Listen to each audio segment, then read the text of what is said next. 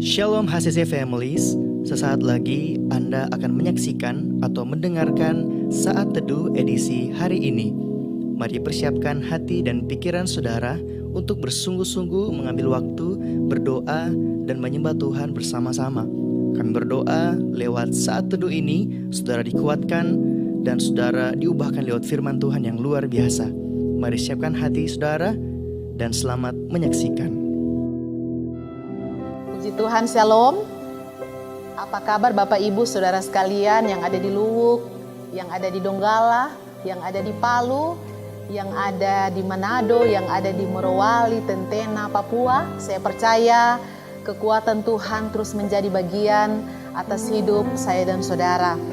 Bapak Ibu yang terkasih dalam Tuhan, saatnya kita akan kembali bersama-sama mendengarkan kebenaran firman Tuhan. Namun sebelumnya saya mengajak kita satu dalam doa, kita berdoa. Terima kasih Bapak, kami kembali bersyukur buat kesempatan malam hari ini. Kami mau kembali belajar firman-Mu, urapi kami semua, urapi hamba-Mu. Dalam nama Yesus, haleluya, amin. Bapak Ibu yang terkasih dalam Tuhan, saya rindu mengajak kita membuka bagian firman Tuhan yang saya siapkan dalam Filipi 4 ayat 12 hingga ayatnya yang ke-13. Demikian firman Tuhan. Aku tahu apa itu kekurangan, dan aku tahu apa itu kelimpahan. Dalam segala hal dan dalam segala perkara, tidak ada sesuatu yang merupakan rahasia bagiku, baik dalam hal kenyang maupun dalam hal kelaparan, baik dalam hal kelimpahan maupun dalam hal kekurangan. Segala perkara dapat kutanggung di dalam Dia yang memberi kekuatan kepadaku. Bapak, Ibu, Saudara yang terkasih dalam Tuhan, sungguh menarik bagian firman Tuhan yang kita baca saat ini. Paulus membuka dengan kata aku tahu. Apa yang Paulus tahu? Dia katakan aku tahu apa itu kekurangan. Paulus tahu apa itu kelimpahan. Paulus tahu apa itu kenyang. Bahkan Paulus tahu apa itu kelaparan. Saudara, dalam bahasa aslinya aku tahu itu memakai kata eido. Eido itu artinya saya lihat, saya alami, saya pahami bagaimana rasanya. Artinya apa? Paulus sedang mengatakan kepada jemaat Filipi pada saat itu, saya lihat, saya alami, saya mengerti bagaimana rasanya kekurangan. Saya lihat, saya alami, saya pahami bagaimana itu kelimpahan. Saya lihat, saya alami, saya rasakan bagaimana itu kekenyangan. Saya lihat, saya alami, saya pahami bagaimana itu yang namanya kelaparan. Bapak Ibu yang terkasih dalam Tuhan, dalam hal mengikuti Yesus, mau tidak mau, suka atau tidak suka, kita akan diperhadapkan dua sisi ini. Kelimpahan dan kekurangan.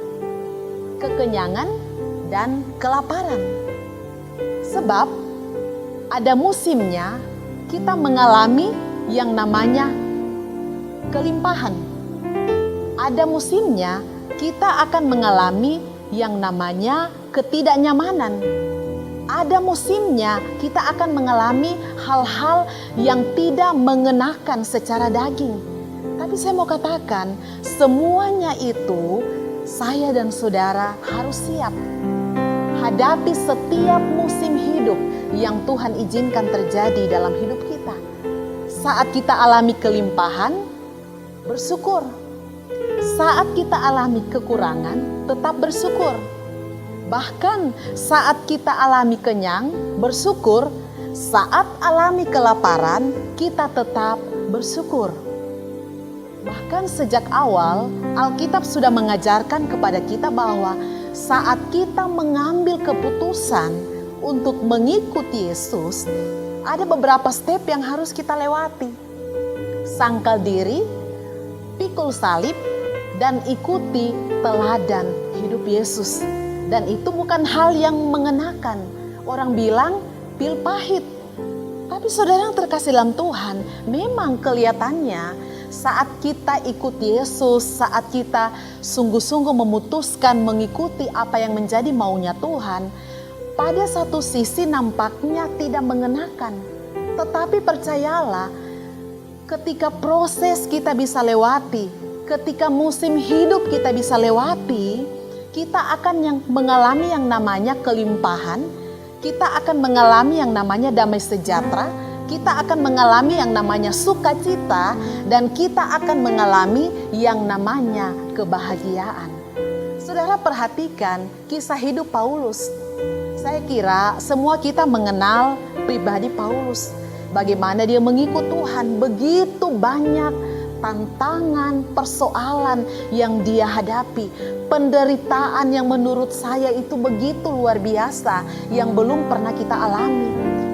Firman Tuhan mencatat dia dikejar-kejar, bahkan akan dibunuh karena dia mengikut Tuhan, karena dia memberitakan firman Tuhan.